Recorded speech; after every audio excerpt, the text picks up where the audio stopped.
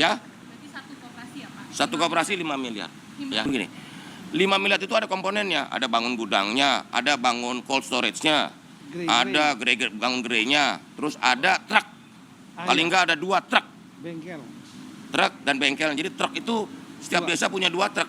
Namanya truk desa itu buat ngangkut barang hasil desa, termasuk juga membawa barang-barang ke desa. Selamat pagi. Pagi ini kami diundang rapat oleh Pak Presiden mengenai Koperasi Desa Merah Putih, termasuk juga bagaimana itu bisa disosialisasikan kepada seluruh desa-desa di seluruh Indonesia. Karena itu yang hadir ada saya, ada Pak Mendagri. Nanti juga dijelaskan oleh Pak Mendagri mengenai ada Wakil Menteri Pertanian juga bagaimana konsepsi. Yang pasti gini, keberadaan Koperasi Desa Merah Putih itu yang pertama itu untuk kepentingan masyarakat desa. Karena di Koperasi Desa Merah Putih itu untuk memutus mata rantai kemiskinan di desa dan juga bagaimana masyarakat desa bisa meningkat penghasilannya. Jadi yang pasti Koperasi Merah Putih ini bertujuan untuk meningkatkan kesejahteraan masyarakat desa dan berguna untuk kemajuan desa di seluruh Indonesia. Terima kasih. Pengantar dari saya. Silakan Pak Tito, jelasin. Baik. Rekan-rekan sekalian, saya kira peran desa sangat penting ya di Indonesia. Bayangkan ya, 56% penduduk Indonesia itu ada di kota. 44% itu ada di desa. Kita tidak ingin seperti di Jepang. Jepang itu sudah 93% penduduknya di kota. 7% penduduknya tinggal di desa. Di Jepang 84 atau 86% tinggal di kota. Desa ditinggalkan. Padahal desa ini bisa menjadi penyumbang pertumbuhan ekonomi, menjadi sentra ekonomi. Nah, sebelum terlambat maka kita memperkuat desa. Ya. Nah, maka untuk memperkuat desa ini banyak, mulai dari anggaran desa, dibuat sistem pemerintahan desa. Nah, salah satu yang menjadi ide dari Bapak Presiden adalah ketahanan pangan. Ketahanan pangan ini kita melibatkan juga desa-desa. Kenapa? Bapak-bapak, ibu-ibu kalau lihat pada bulan ini, rilis yang BPS kemarin, ya, deflasi, kita mengalami deflasi sebesar year on year-nya 0,09, minus 0,09%. Kemudian untuk month to month-nya minus 0,48%. Memang betul penyebab utama dari deflasi, artinya turunnya harga barang dan jasa, ya, itu akibat subsidi listrik oleh Bapak Presiden 50% kepada pengguna di bawah 2.200 watt. Artinya masyarakat yang kurang mampu. Itu sangat berarti sekali.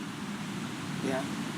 Januari, Februari. Makanya lihat angkanya, kita belum pernah 25 tahun ini kita mengalami angka sampai ke titik minus 0,09, belum pernah. Di sisi lain, kita menghadapi sekarang supply produksi yang luar biasa. Bahkan sampai Maret April diperkirakan produksi beras kita itu mencapai puncaknya. Nah, kalau angka 0,09 minus ya, itu menyenangkan konsumen. Konsumen senang, harganya murah. Coba lihat, cek beras harganya rata-rata turun. Telur, ayam, daging karena jagung pakannya itu diproduksi banyak juga, turun semua. Nah, tapi yang tidak boleh turun terlalu dalam. Kalau terlalu dalam turunnya inflasi, yang akan kesulitan adalah para produsen, para petani, nelayan, pabrik, pedagang, ya, itu akan kesulitan untuk nutup biaya produksi, mendapat keuntungan. Oleh karena itulah kita harus mampu untuk menyimpan stok. Kita menjadi off-taker. Nah, di antaranya off-taker itu pembelinya dari produksi yang diproduksi oleh masyarakat kita. Indonesia sekarang ini hebat kalau untuk masalah pangan. Negara-negara lain lagi kesulitan beras segala macam, kita cukup. Stok kita ini terbesar yang pernah ada, 1 juta lebih. Nah, biasanya cuma 3.000, 4.000. Nah, sekarang bagaimana untuk menjaga agar stok ini bisa terserap dengan harga yang wajar. jangan harganya jatuh. Nah, di antaranya adalah dengan membentuk koperasi di setiap desa. Koperasi merah putih. Desa. Apa tugasnya koperasi ini? Salah satunya di antaranya adalah mereka membeli, ada cold storage-nya untuk menyimpan, Ada gudang. ada gudang grey segala macam, ya. Apotek. Jadi one stop system ini, ya. One group system. One stop solution. Ya, ada kliniknya dan lain-lain, sehingga diharapkan, ya, di antaranya untuk masalah ketahanan pangan dapat diserap oleh koperasi-koperasi desa ini, ya, sehingga tidak diambil terjual murah karena harga turun dengan harga yang sudah dipatok oleh pemerintah. Nah, koperasi ini perlu dibentuk semua desa, dan nanti kita akan sampaikan kepada desa, dan juga akan kita sampaikan ada dukungan dari pemerintah nantinya, di antaranya dari Bank Himbara, ya. Kalau saya nggak salah sekitar 5 miliaran dibutuhkan untuk kepentingan itu, cold storage, gudang dan lain-lain, manajemen dan lain-lain, 5 miliaran. Nah, baik, ini menguntungkan desa. Desa ada yang punya anggaran cuma 1 miliar setahun, ada yang 3 miliar. Saya tahu ada yang lebih dari itu, ada juga ada. Seperti di Bali ada yang 50 miliar dari pariwisata dan lain. Tapi ini secara umum nanti akan ada anggaran dari berupa pinjaman dari bank. Nah, nanti kan dengan koperasi itu bisa membayar nantinya, mencicil, akan menguntungkan. Nah, kira-kira seperti itu, sehingga kita perlu melakukan kami akan Bapak Menteri Koperasi, Mendagri. kami Mendagri, ya, kami Menteri Desa, kita akan dialog dengan teman-teman kepala desa, asosiasi kepala desa, asosiasi perangkat desa, asosiasi badan musyawarah desa, supaya mereka betul-betul memahami pemikiran dari Bapak Presiden. Dan ini untuk kepentingan semua bersama. Pasti menguntungkan desa. Iya. Pasti. Jadi intinya gini, Pak Presiden tadi sampaikan Koperasi Desa Merah Putih ini untuk memutuskan rentenir, tengkulak, Ya, pinjaman online ya, yang menjerat dan menjadi sumber kemiskinan di desa-desa. ya. Dengan adanya Koperasi Desa Merah Putih yang salah satu unitnya ada unit simpan pinjam, masyarakat desa jauh lebih Yes. terbantu dari sisi pendanaan dan juga tidak terjerat lingkaran setan kemiskinan. Gitu. Karena utang berutang, tumpuk, gali lubang, tutup lubang, itu kan tradisi yang juga mau dipangkas. Karena itu kami sampaikan bahwa Koperasi Desa Merah Putih ini memang bertujuan untuk membawa kemajuan bagi desa dan meningkatkan kesejahteraan masyarakat desa. Gitu ya? Saya mau nambah satu. Jadi bayangan ya, seperti yang disampaikan beliau tadi. Di tengah. Yang disampaikan beliau tadi masalah pinjol, tengkulak, segala macam. Rentenir itu kan perorangan Per orang. yang secara hukum akan sulit diminta pertanggungjawaban. Dan mereka terjebak di situ. Dan gak ada bargaining, gak ada kekuatan bargaining, posisi tawar para petani. Nah, koperasi ini hadir sebagai mewakili negara. Negara hadir untuk menyelamatkan mereka, memutus jangan sampai mereka tergantung kepada tadi pinjol, tengkulak, rentenir yang nggak bisa dipertanggungjawabkan secara hukum. Kalau dengan koperasi kan jelas transaksinya. Jelas. Itulah kehadiran negara ini akan menyelamatkan mereka. Pak Tito, anggaran 5 miliar tadi maksudnya disalurkan oleh bank untuk pinjaman ke koperasi. Nanti buat skema mereka. keuangannya. Gini. Nanti skema keuangannya nanti berikutnya.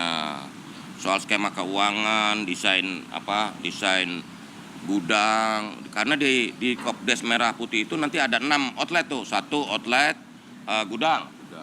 2 cold storage. 3 kantor koperasi. 4 apotek hidup, apotek desa. 5 klinik desa. 6 unit simpan pinjam. Begitu. Nanti skemanya masih dihitung kan. Setiap desa kan kondisinya beda-beda. Ya. Karena dari pemetaan ini sekarang ada desa pertanian, desa perikanan, dan DA kelurahan yang sudah agak kota, desa yang agak kota tuh. Maksudnya udah suasana udah kota tapi statusnya masih desa. Nah, 85% desa itu pertanian, sedangkan 15% itu agro maritim lah begitu. Gitu. Tapi Himbara bakal ngasih pinjaman ke koperasi, Pak? Jadi gini, inilah bentuk dari kepedulian negara untuk membantu. Ini kan financing, bukan dikasih loh, dipinjamkan, ya kan?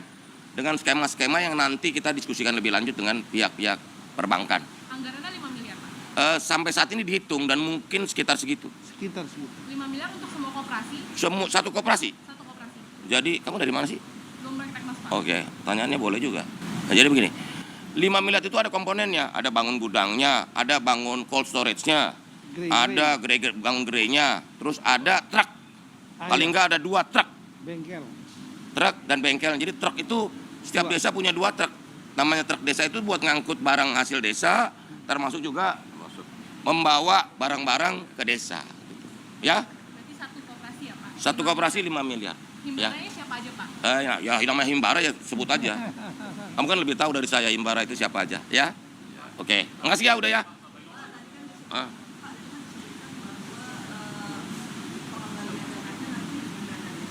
Gini, skema-skema pembiayaan nanti didetilkan. Tapi prinsip-prinsip ini dulu, prinsip-prinsip pembentukan koperasi desa Merah Putih itu seperti itu. Nanti yang detil-detil biayanya, skema pembiayaan nanti berikutnya kita akan rumuskan, diskusikan, rapatkan selanjutnya. Begitu ya? Kan tadi sudah disampaikan oleh Pak Tito, nanti Kementerian Koperasi, Kementerian Dalam Negeri, Kementerian Desa, ya, Kementerian Pertanian.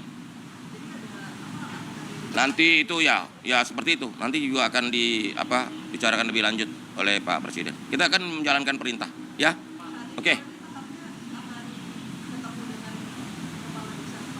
Oh enggak, kita harus sosialisasikan.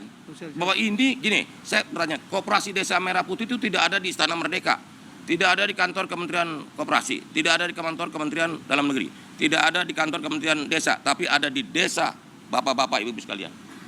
Ya kan? Begitu.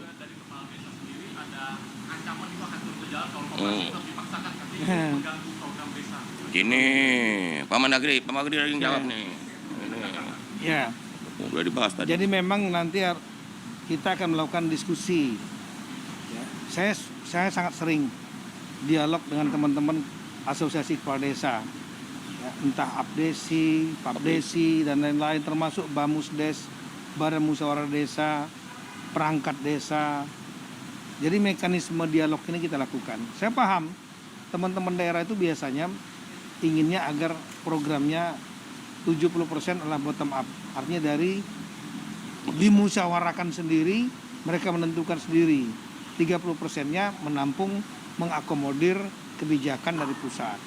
Tapi kali ini Bapak Presiden membuat suatu terobosan yang menurut saya luar biasa. Bayangkan nanti akan ada tambahan anggaran, ya, dan kemudian di backup dengan segala kekuatan pemerintah pusat untuk menghidupkan koperasi-koperasi yang menjadi sentral dari berbagai macam, termasuk masalah kesehatan klinik. Iya, ini belum pernah terjadi. Belum pernah terjadi. Kalau enggak desa-desa kalau dengan anggarannya sebiasa, ya habis gitu-gitu aja. Nah, ini ada lompatan seperti ini, ide dari Presiden, dan sepertinya yang bisa menggerakkan hanya Pak Presiden, karena melibatkan himbara. Coba pinjam uang ke himbara, kalau nggak ada jaminan segitu aja, belum tentu dapat. Kemudian nanti akan dari Kementerian Pertanian mendukung pupuk bersubsidi, Kementerian Kesehatan, klinik-kliniknya, semua kan turun nih, nyerang. Bukan nyerang ya, meroyok desa, menyerbu untuk membantu meningkatkan. Negara hadir. Masa mau ditolak? Itu namanya mengkhianati rakyat. Iya. Ini hanya masalah komunikasi.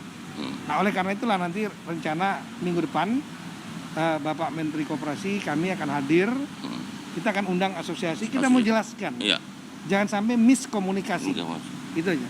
Ya, udah. Nanti koperasi dapat bunga yang murah. Udah, kalau soal skema-skema itu nanti Dinda. Kamu ini terlalu penting kok konsep besarnya dulu, Dinda. Nanti bunganya berapa, skemanya gimana, itu nanti, Dinda. Kamu ini nggak sabaran kayaknya.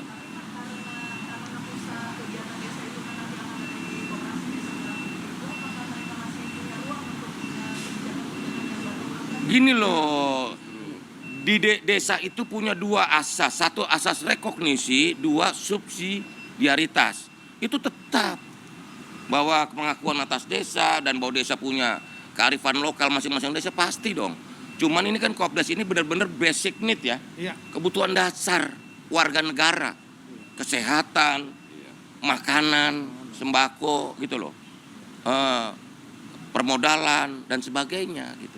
Jadi nanti jangan dikompetisikan. Ini justru melengkapi dan sangat berguna buat masyarakat desa. Ya itu aja ya.